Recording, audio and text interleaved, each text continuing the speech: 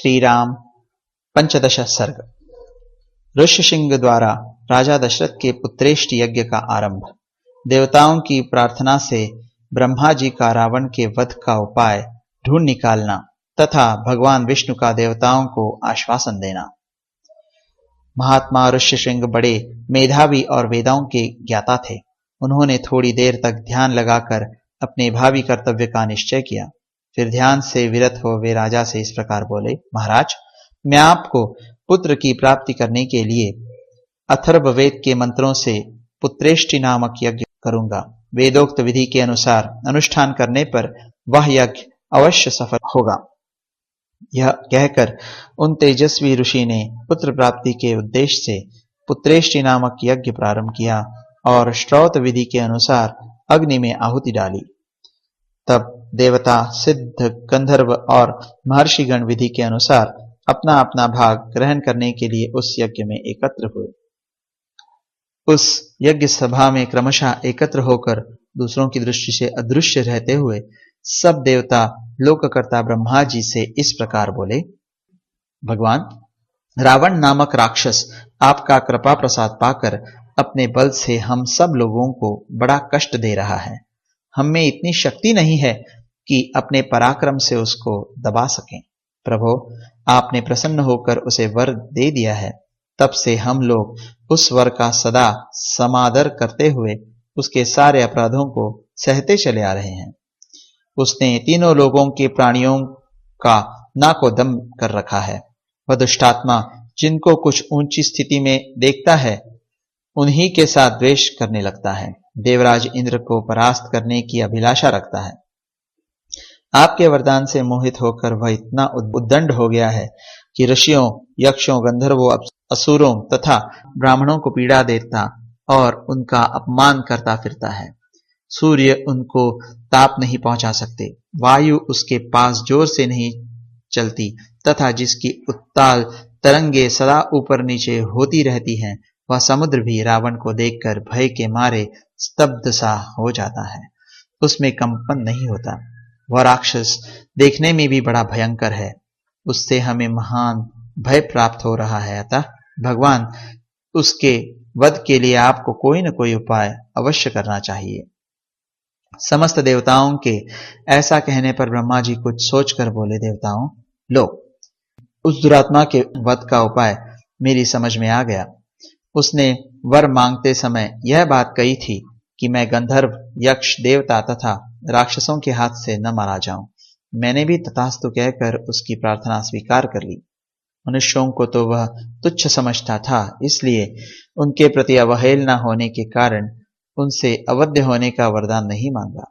इसलिए अब मनुष्य के हाथ से ही उसका वध होगा।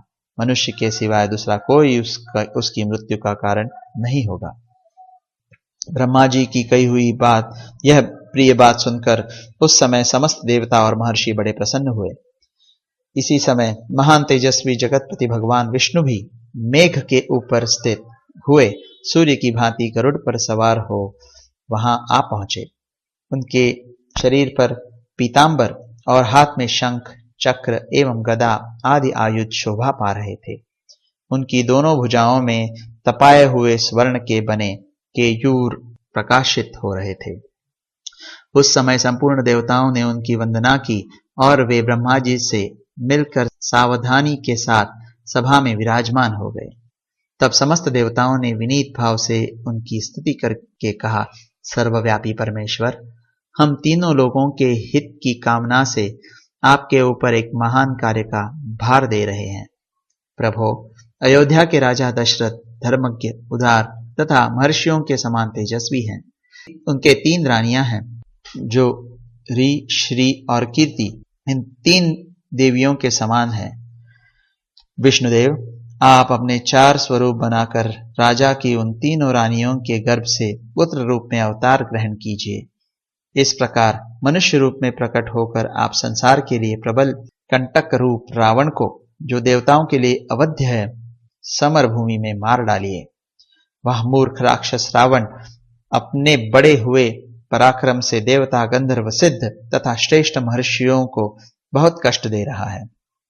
उस रौद्र निशाचर ने ऋषियों को तथा नंदन वन में क्रीड़ा करने वाले गंधर्वों और अप्सराओं को भी स्वर्ग से भूमि पर गिरा दिया है। इसलिए मुनियों सहित हम सब सिद्ध गंधर्व यक्ष तथा देवता उसके वध के लिए आपकी शरण में आए हैं। शत्रुओं को संताप देने वाले देव आप ही हम सब लोगों की परम गति हैं। अतः इन देवद्रोहियों का वध करने के लिए आप मनुष्य लोक में अवतार लेने का निश्चय कीजिए। उनके इस प्रकार स्तुति करने पर सर्वलोक वंदित देव प्रवर देवादिदेव भगवान विष्णु वहां एकत्र हुए उन समस्त ब्रह्मा आदि धर्मपरायण देवताओं से कहा, देवगण तुम्हारा कल्याण हो, तुम भय को त्याग दो। मैं तुम्हारा हित करने के लिए रावण को पुत्र पौत्र आमात्य मंत्री और बंधु बांधवों सहित युद्ध में मार डालूंगा। देवताओं तथा ऋषियों को भय देने वाले उस क्रूर एवं दुर्धर्ष राक्षस का नाश करके मैं 11,000 वर्षों तक इस पृथ्वी का पालन करता हुआ मनुष्य लोक में निवास करूंगा। देवताओं को ऐसा वर देकर मनस्वी भगवान विष्णु ने मनुष्य लोक में पहले अपनी जन्मभूमि के संबंध में विचार किया। इसके बाद कमल नयन श्रीहरि ने अपने को 4 स्वरूपों में प्रकट करके राजा दशरथ को पिता बनाने का निश्चय किया। तब देवता ऋषि गंधर्व रुद्र तथा अप्सराओं ने दिव्य स्तुतियों के द्वारा भगवान मधुसूदन का स्तवन किया। वे कहने लगे, प्रभु रावण बड़ा उद्दंड है, उसका तेज अत्यंत उग्र और घमंड बहुत बढ़ा चढ़ा है। वह देवराज इंद्र से सदा द्वेष रखता है, तीनों लोगों को रुलाता है।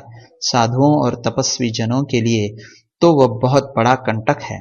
अतः तापसों को भय देने वाले उस भयानक राक्षस की आप जड़ उखाड़ दीजिए।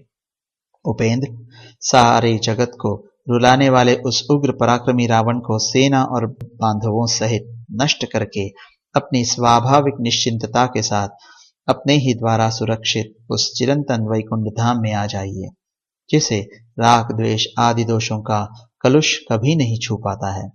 इस प्रकार श्री वाल्मीकि निर्मित आर्ष रामायण आदि काव्य के बालकांड में 15वां सर्ग पूरा हुआ।